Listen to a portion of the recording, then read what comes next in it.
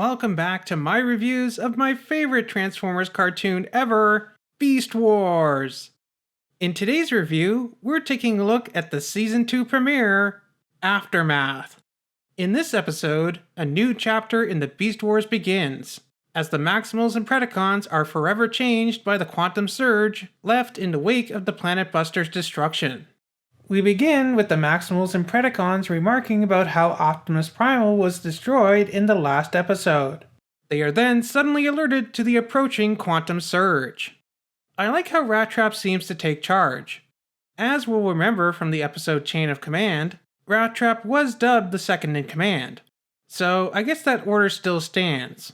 At least for now. As was teased in the previous episode... Too late.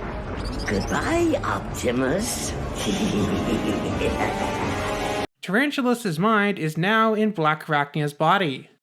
I never realized until now just how queer this is. A guy's mind in a girl's body? Lucky Tarantulas, unlucky Black Arachnia for having to put up with him.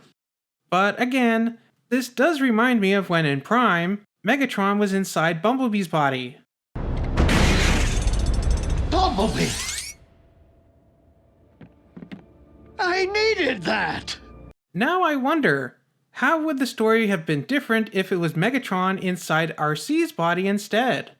After all, they were both there for the cortical psychic patch. They could have easily have swapped places. Who knows? Maybe even after his experience in a fembot's body, Megatron would have realized that he liked it and... you know what? Never mind. Let's get back to this episode and series. So, the Maximals and Predacons brace themselves for the quantum surge. By the way, can I just say how cool that sounds? Quantum surge. I kind of want to make a new OC with that name. They would probably be all chrome or something. Anyways, first we see the Maximals hit by the quantum surge as it passes right through the hull of their ship. We can see that Airazor and Tigatron are completely unaffected by the quantum surge, while Rat Trap and Cheetor are. Likewise, at the Predacon base, Megatron, Pterosaur, and Scorponok are affected by it, but sadly, the latter two fall in the lava and perish, with Pterosaur kind of pulling a Terminator 2, minus the thumbs up. Although, in additional fiction, it would be revealed that Pterosaur and Scorponok did survive, and were mutated by the quantum surge, but were simply stuck in the lava in stasis lock. Presumably, Waspinator would have been affected too had he not fallen in the CR chamber. And the same goes for Rhinox and Dinobot. As we'll see later, Tarantulas' body was affected as well, but Black Arachnia and Inferno were not. So it's interesting that all the Maximals and Predacons who landed on Earth were affected by the quantum surge, but the ones born from stasis pods were not. I have a theory as to why this may be. I think because the stasis pods could land anywhere on the planet, possibly out of the reach of the Maximals for quite some time, the protoforms were given some kind of additional shielding or other resistance to protect them from the environment. Honestly, I think the original intention was to have the stasis pods land on the planet they wanted to survey, and the Maximals inside would hop out and immediately begin studying their environment until they were recalled by their ship. So I believe that it was their extra defenses that caused them to be unaffected by the quantum surge. From a marketing perspective, obviously Hasbro wanted to sell new toys. Thus why picking some of the old characters to give new bodies to would have made the most sense. I'm guessing the only reason why characters like Waspinator, Dinobot, and Rhinox didn't get new character models is simply because Mainframe just couldn't create that many new models in the time they had. Rhinox and Waspinator did receive Transmetal toys in the toy line, and Dinobot did get one, but it was a McDonald's toy, so can we really count it? Likewise, Pterosaur also got a proper Transmetal toy, while Scorponok also got a McDonald's one. And despite that, both of them were killed off. Oh, also, apparently it wasn't originally going to be Pterosaur and Scorponok being killed off. Apparently it was supposed to be Waspinator and Scorponok, but fans at BotCon expressed how much they loved Waspinator, So the show's creators decided to spare him and sacrifice Pterosaur instead. Although, I do wonder, how would the Beast Wars have been different had Pterosaur survived and been in Season 2 and 3? Would he have tried again to depose Megatron and take over as leader, Starscream style?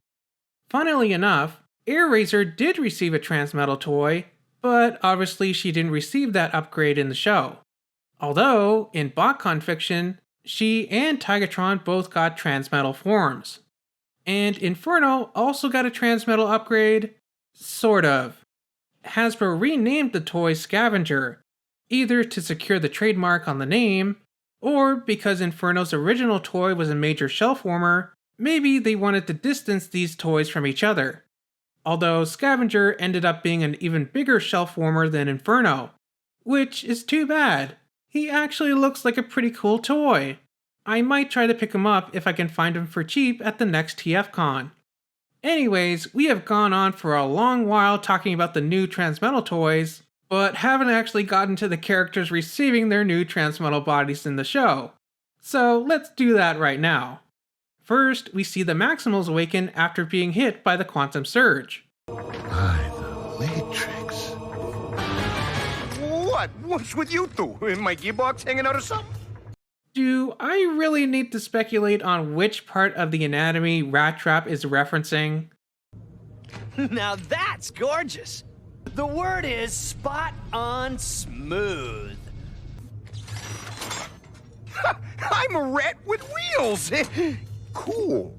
So, Cheetor and Rat Trap test out their new bodies, showing all the little kids watching why they should beg their parents for these new Transmetal toys. Which totally worked on me. Meanwhile, at the Predacon base... Megatron, what happened? I've had a change for the better. Yes. I'll say, Megatron's Transmetal form is pretty sexy.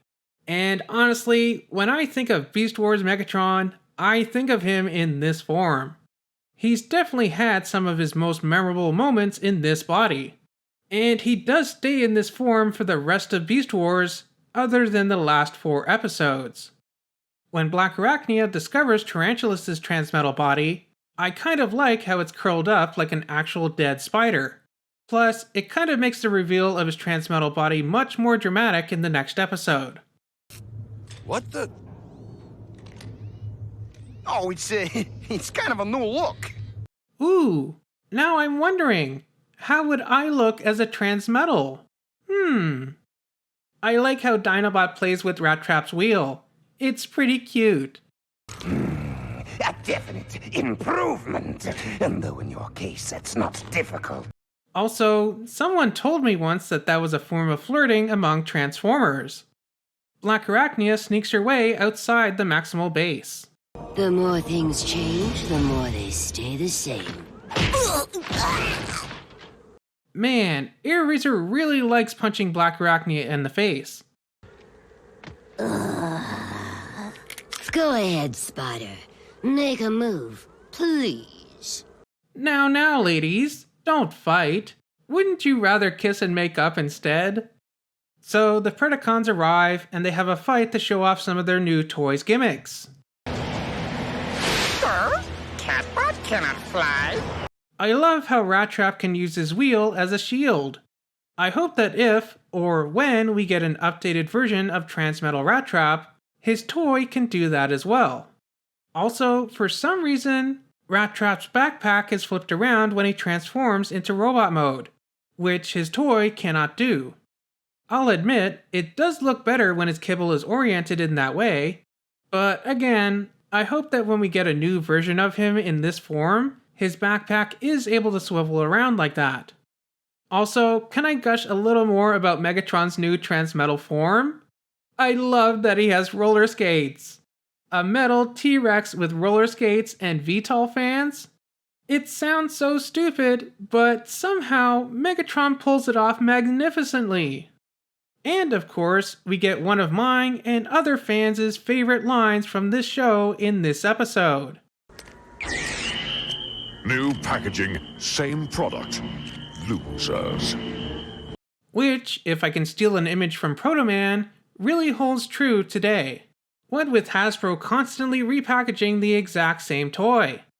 Not so much in Beast Wars though. I can't really recall Hasbro doing much repackaging in that toy line, other than maybe changing from the Rocky Bubble to the Smooth Bubble, or changing from Transmetal 2 to Transmetal 2. And of course, we have more shipping material for Megatron and Inferno. Royalty! You've come for me! That is what she said. No, but seriously, I do love the concern from Megatron for his most loyal Predacon, Inferno. Aww, so cute. Megatron even carries off his boyfriend, Inferno, in his dino clutches. You two all right? Nothing a hot oil bath won't cure. But if you ask me, the Beast Wars just got a whole lot weirder. Oh, you don't know the half of it, Rat Trap, because in the next 2 episodes, we will be introduced to the other gimmick for the Beast Wars toy line this year, the Fusors. Two mighty beasts fused in one! New Beast Wars Fusors! Heroic Silverbolt will settle the score. Part wolf, part eagle, changing to something so much more. A hornet sting fused with poisonous spines. Evil Aqua Sting then becomes a robot of a whole new kind. Head of a lizard, wings from dragonflies. Evil Sky Shadow changes suddenly to a robot in disguise.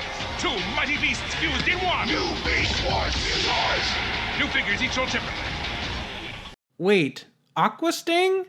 Don't you mean Injector? Well, anyways, this was a good start to Beast Wars Season 2. But honestly, this felt more like an epilogue to Season 1, or a transition episode between Season 1 and 2, because the next 2 episodes, Coming of the Fusors, is what really feels like the start of Season 2. But we'll get to that later. As for this episode, I really like how it introduced the Transmetals. It did feel a little like they were just trying to sell us new toys, but it did at least lay the groundwork for the next 2 episodes. So, what about you? What did you think of this episode of Beast Wars? Let me know down in the comments. Remember to like, subscribe, and do all that other fun stuff. And I'll see you here next week for the 2-parter, Coming of the Fusors. Which, honestly, I kind of consider part 2 and 3 of this Season 2 premiere. But I guess they didn't want to introduce all the new toys all at once in one massive 3-parter.